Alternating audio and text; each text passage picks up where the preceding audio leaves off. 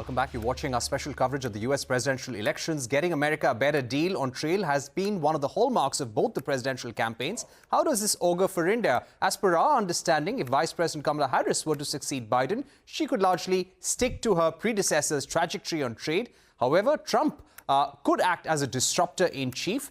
He has already hit out at India as being a big abuser of trade ties. To decode this further, we're now joined by Harsh Vardhan Shringla, former Indian Foreign Secretary. Ambassador Shringla, thank you very much for joining us. Do you think the mini trade deal, which we were negotiating so closely in the last year of the first Trump presidency, could be back on the table if he wins?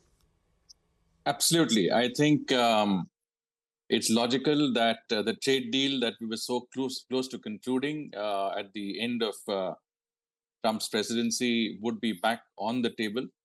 I think both sides would benefit from even a partial trade deal that would allow a certain amount of goods to go in at low or no duty rates into both countries, and I think that would boost trade, boost confidence, and it would be good for both countries. So that certainly seems to be on the cards if Trump comes back. Okay, but there has been a lot of momentum in Indo-US ties over the last 4 years. We've seen ISET take off in a big way. We have big ambitions in the Indo-Pacific.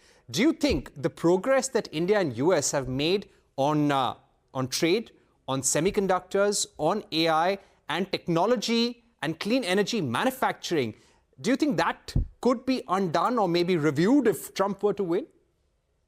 I personally don't think so. You see, every presidency adds to that relationship. I mean, after all, the term Indo-Pacific was coined during the Trump presidency. President Biden took it forward. The Quad was revitalized by Trump. He first brought it to the level of foreign ministers. And President Biden then convened the Quad at the level of heads of state and government. So every presidency does its bit to take forward that relationship. And there are certain areas of cooperation which involve India, which I think either side would be happy to work on and develop further. And these include, areas like technology, areas including the ISET, where I think we've made some good progress on very, very critical technologies. And of course, on areas that involve providing a boost to trade investments, the startup and technology sectors. All of these will get a boost irrespective of who's in power in the United States. Right. And speaking about Kamala Harris's trade policies, from what you know about Kamala Harris and those close to her, how do you think she is going to approach the relationship with India? Trade is a contentious issue in American elections. Do you expect that even under a Kamala Harris presidency, the US could become more inward-looking? Well, certainly, I mean, the trends suggest that the US will be more protectionist when it comes to their core interest, and especially given the widening trade deficit that they have with many countries, with focus on the economy and the focus on, restoring America's capabilities in manufacturing, in terms of getting the economy moving.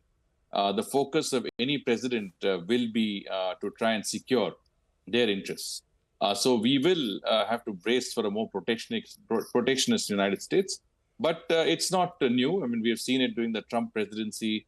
And I'm sure whether it is President Trump or Kamala Harris who becomes president, both would, I think, stress on greater market access in India, greater, I would say, efforts to, collaborate in areas like defense and acquisition of defense items from the United States. These are normal pressures and normal aspects of our relationship. The important thing is what can we get from a relationship despite the pressures that could be there in terms of both presidents trying to show that they are looking after number one, which is their own economic interests, whether we can increase our own ability to have joint ventures, get some manufacturing jointly going, develop joint research and technology interests These would be very important for both countries. And I think this is an area where even any president that comes in will be able to demonstrate the relationship is working to, to America's advantage and from our side to our advantage. So it should be a win-win, and that is how I think it would work, irrespective of Kamala Harris or Trump coming in as president. Are there enough guardrails for arrangements such as the recent agreement we had on making chips for national security in Jewar in Uttar Pradesh that was a collaboration between the US Space Force and Indian startups. This will be done for the Ministry of Defense in India. For example, the GE-HAL engine deal, for that matter. Do you think there are enough guardrails around that so that despite who is in the White House, these deals don't get impacted? No, absolutely. I think any defense contract would have to have safeguards built in. I also see that we are threatening to impose a certain amount of punitive actions on GE for not moving fast enough on that contract as per contractual terms. Obviously the contract does provide for certain steps in the absence of performance of contractual terms. And I think any contract should be watertight and should have those elements. Having said that, most of these deals are G to G, that means government to government. And, really will work on the basis of a government wanting to share that technology. Keep in mind that the GE-144 engine is cutting-edge technology. The fact that the United States and India are collaborating on aircraft engineering and aircraft engine manufacturing, I think, and design is a very, very important step forward. And it will certainly require a lot of follow-up and a fair amount of, I would say, work on both sides to keep that deal on track. But having said that, I mean, there are safeguards that we can exercise. And I think any retraction would only be, detrimental to the interests of the United States if they decide to, either go close or go slow on that particular agreement. But I don't see that happening because this is really a win-win, and we have a larger strategic, interests to go on. We have a much larger vision on that collaboration in the defense sector that would involve both countries, moving in a certain direction. And I don't see either Kamala Harris or Donald Trump resigning on some of those commitments. Right. Finally, sir, when it comes to the unfinished agenda, both India and US have a common strategic vision. But if there was one big national security priority from an India point of view, what would that be? I think for us, what is very important is to have access to cutting-edge technologies in the defense sector. With the policy of an Atmanirbhar defense industry, we will need to focus on developing defense manufacturing capabilities, which is why the private sector is coming in, has been asked to come in. There'll be a lot more private sector investment in that area.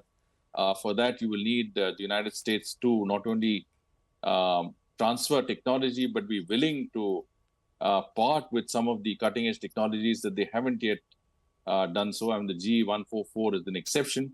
And for that, of course, we need our companies also to be proactive because they need to be within that secure area, which is a zone of comfort for the U.S. Department of Defense. That when they transfer technology to an Indian company, that company has to have the safeguards in place that that technology is used for the purposes for which it is contracted, and does not in any way go beyond that, go to others, for example, who might not use it in the way that it is intended. So essentially, we have to make sure that we bring in that ecosystem of trusted partners, a number of our top-level companies that can invest in the defense sector, who are then ring-fenced inside a sort of a special area, a zone of confidence, and who have the ability then to make sure that technology transferred is secure. It does not go out of our, let's say, factories or our areas, and that it is used for the purposes for which it has been contracted. I think that is possible, but we need to work on it. There's a lot more work that needs to be done. And I think, as I said, I mean, we are in a good space here, and irrespective of whether it's Donald Trump or Kamala Harris, I think the US presidency and the US administration will move further on areas that are important to both countries in the strategic sector.